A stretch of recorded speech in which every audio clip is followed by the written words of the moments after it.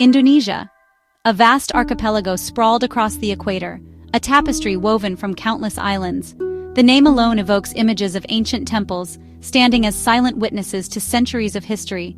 Structures that whisper tales of forgotten kingdoms and spiritual awakenings. Lush jungles, teeming with life, a symphony of green stretching as far as the eye can see, and volcanoes rising against the dawn, their peaks piercing the sky, a reminder of the raw power of nature. These majestic giants dominate the landscape, offering breathtaking views and a sense of awe. It's a land of 1,000 islands, each with its own story, its own unique culture, and its own distinct landscape.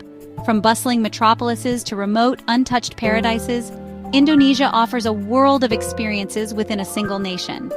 My first encounter with Indonesia was more than a visit. It was an awakening.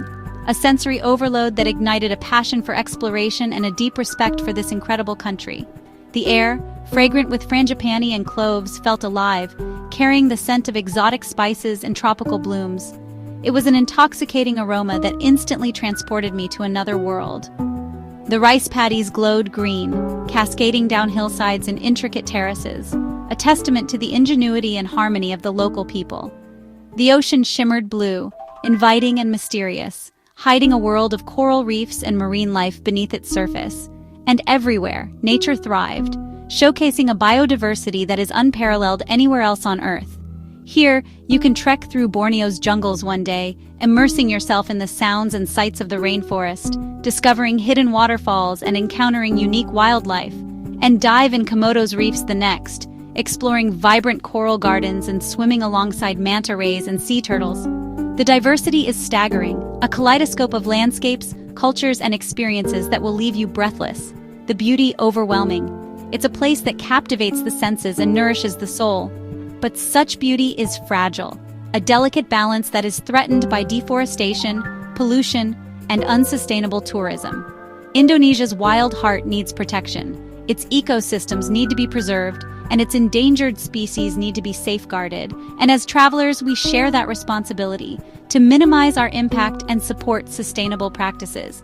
For those who care about the planet, who seek to travel with a conscience, Indonesia offers an opportunity to make a difference. Indonesia is both a dream and a call to action, a place where you can experience unparalleled beauty while contributing to its preservation.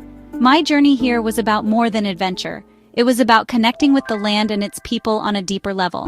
It was about traveling with purpose, seeking out experiences that would enrich my understanding of the world and inspire me to make a positive impact. I wanted to honor this land, to show respect for its traditions and its natural wonders. Learn from its people, to listen to their stories and understand their perspectives. And tread lightly, to leave a minimal footprint and contribute to the well-being of the communities I visited. This was my promise to Indonesia, and to myself, a commitment to travel responsibly and to protect this incredible place for future generations. What does it mean to be a sustainable traveler? It's about making choices, big and small, rooted in respect. Respect for the environment, for local cultures, and for the communities that welcome us. Sustainable travel means leaving a place as beautiful as we found it, or better. In Indonesia, this isn't just idealism, it's essential. The archipelago is a biodiversity hotspot, home to unique species and vital ecosystems.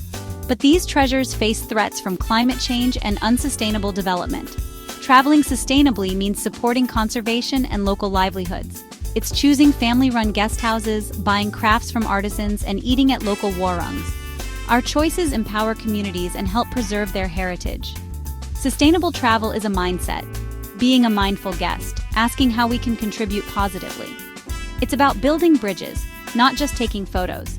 This was the path I chose to follow. My search for meaningful travel, a journey that transcended mere sightseeing, began with a simple question. How can I explore the world while leaving a positive impact? It led me to a Sumatran eco-lodge, a hidden gem nestled deep within the heart of Indonesia. This wasn't just a place to stay, it was an immersion into a philosophy. Situated on the edge of Gunung Leuser National Park, the lodge served as a gateway to one of the world's most biodiverse ecosystems. The air was thick with the promise of adventure and the symphony of the rainforest.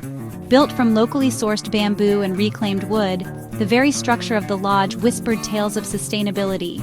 Every beam, Every joint spoke of a commitment to minimizing environmental impact. The lodge blended seamlessly into the jungle, an organic extension of the rainforest canopy. It was designed not to intrude, but to integrate, becoming one with its surroundings. No glass in the windows, just netting, allowing the natural ventilation to cool the space and the sounds of the jungle to permeate every corner. It was an invitation to truly connect with nature.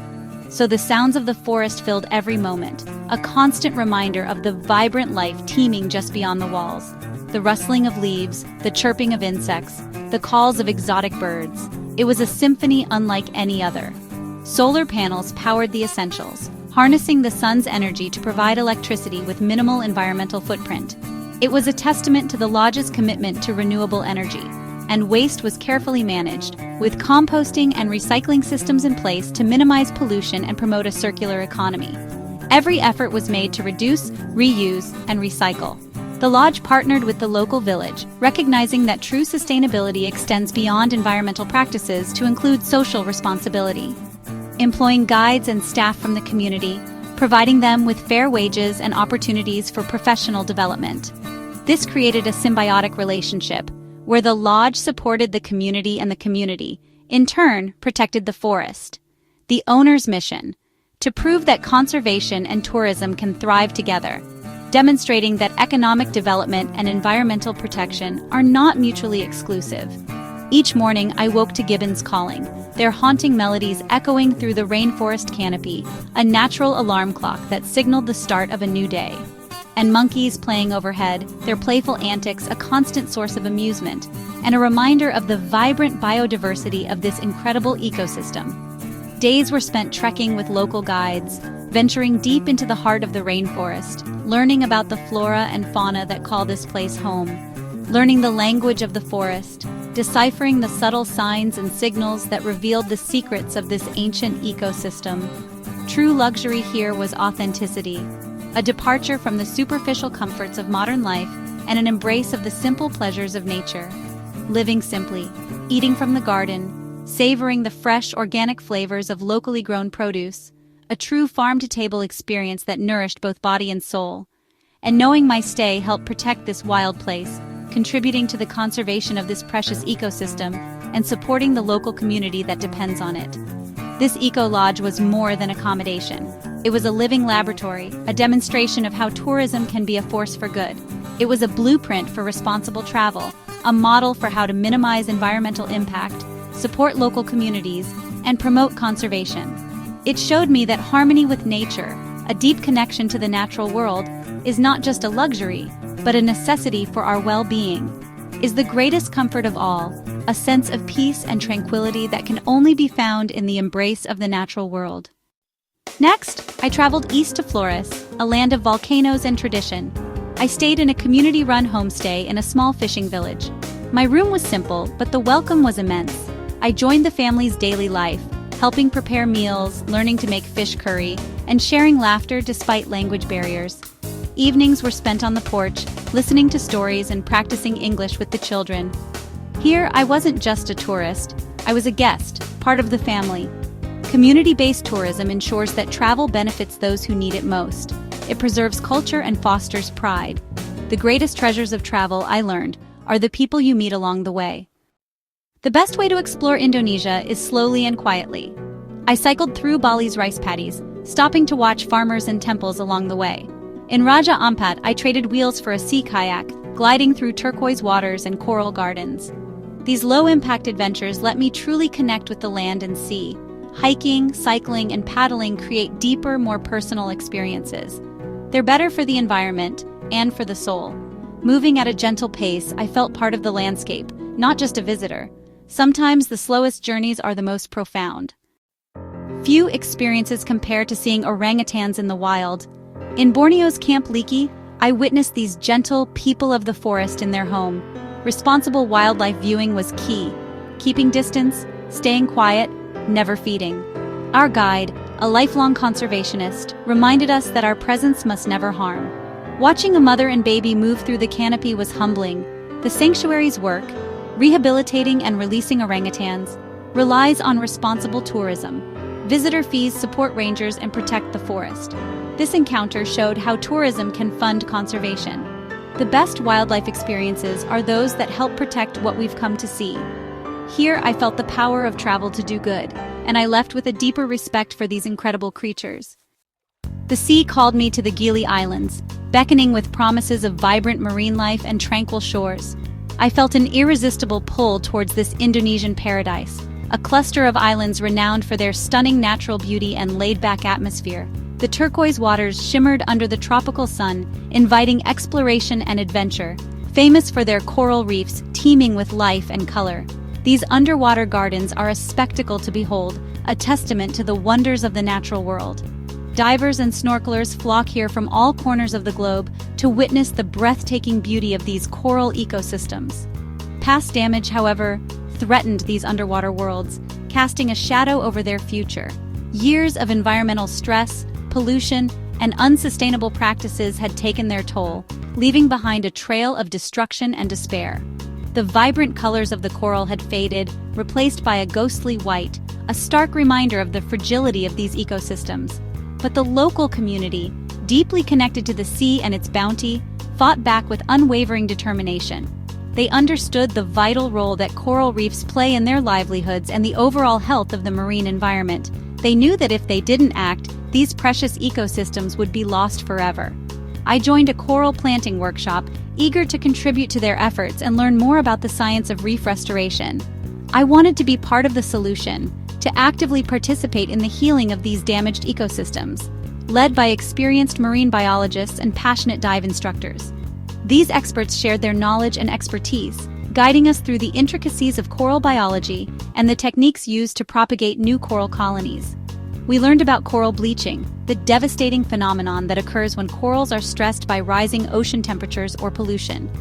We saw firsthand the effects of this environmental crisis, the bleached skeletons of once thriving coral colonies, and the importance of reefs for marine life, providing habitat and sustenance for countless species, and island protection, acting as natural barriers against erosion and storm surges. We understood that the health of the reefs was inextricably linked to the well-being of the entire ecosystem and the communities that depend on it. Using simple methods, accessible to anyone with a willingness to learn, we attached coral fragments, carefully selected for their resilience, to underwater biorocks, specially designed structures that promote coral growth, to help new reefs grow, providing a foundation for future generations of coral and marine life. We were essentially creating underwater nurseries, nurturing these fragile organisms and giving them a chance to thrive. Diving with the team, a diverse group of individuals united by a shared passion for marine conservation, I became a gardener of the sea, carefully tending to these underwater plants, planting hope for the future. It was a deeply rewarding experience, a chance to connect with nature and contribute to something larger than myself. Planting hope for the future.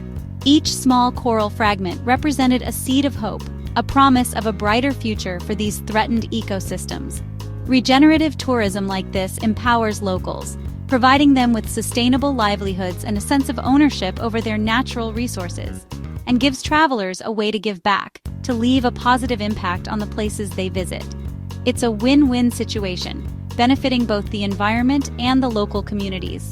Floating to the surface after a fulfilling day of underwater gardening, I felt deeply connected to the reef's recovery, a sense of accomplishment and gratitude washing over me. Even small actions, multiplied by the efforts of many, can heal our planet, restoring balance and resilience to our precious ecosystems. This was more than a dive. It was an act of restoration, a testament to the power of collective action. It was a chance to make a difference, to contribute to the healing of our planet, one coral fragment at a time. The Gili Islands showed me that hope is built, not found, piece by piece, with dedication, perseverance, and a shared commitment to a sustainable future. And every traveler, no matter how small their contribution, can help build that future, leaving a legacy of positive change for generations to come. Sustainable travel is about small, conscious choices. I packed a reusable water bottle, coffee cup, and bamboo cutlery to avoid single-use plastics. Supporting local businesses became my rule. Eating at warungs, buying from artisans, and choosing family-run stays. Greener transport mattered too, walking, cycling, and using public ferries instead of private speedboats. These choices reduced my impact and enriched my journey. I was mindful of water and electricity, taking short showers and reusing towels. Every small act was a thank you to the communities that hosted me. Together, these habits create the fabric of mindful travel. It's not about perfection, but intention. And every traveler can make a difference. My journey across Indonesia ends, but its lessons remain. This land's beauty and heart are gifts and responsibilities. The future of Indonesia's wonders depends on our choices as travelers. Every decision, from where we stay to how we move, shapes this fragile ecosystem. We can be a force for good, ensuring tourism supports conservation and communities. Travel with an open heart, tread lightly, and seek authentic connections. Let's promise to be mindful guests and advocates for Indonesia's protection. Leave only footprints, take only memories, and deepen our understanding of the world. By traveling with respect, we help Indonesia's magic endure for generations. This is our legacy and our promise.